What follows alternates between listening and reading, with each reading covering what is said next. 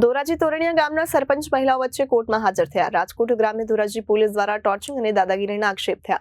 સતત 3 દિવસથી ધોરાજી પોલીસ દ્વારા સરપંચને ધોરાજી સ્થિત મકાનને બાનમાં લીધું, ત્યારે કોર્ટ દ્વારા કાલે સરપંચના જામીન રદ કરવામાં આવ્યા.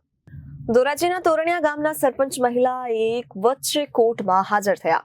રાજકોટ ગ્રામ્ય ધોરાજી પોલીસ દ્વારા ટોર્ચિંગ અને દાદાગીરીના આક્ષેપ થયા હતા, ત્યારે સતત 3 દિવસથી ધોરાજી પોલીસ દ્વારા સરપંચના ધોરાજી સ્થિત મકાનને બાનમાં લીધું. કોર્ટ દ્વારા કાલે સરપંચના જામીન રદ કરવામાં આવ્યા. ધોરાજી તાલુકાના તોરણિયા ગામના પિતા-પુત્રને જેતપુર તાલુકા પોલીસ દ્વારા રૂપિયા ના આપતા માર મારવાનો આક્ષેપ કરાયો છે. 24 તારીખે તોરણિયા ગામે સરપંચ અને ગ્રામજનો સાથે પોલીસનું ઘર્ષણ થયું. પોલીસે 7 જેટલા લોકો પર ફરજ રૂકાવટનો ગુણોત્તર કર્યો, જેમાં સરપંચ અને સભ્યો પર પણ ગુનો દાખલ કર્યો હતો.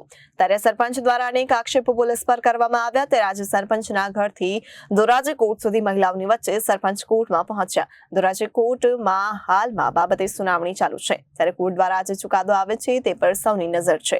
Bureau report Janadesh news Dhoraji.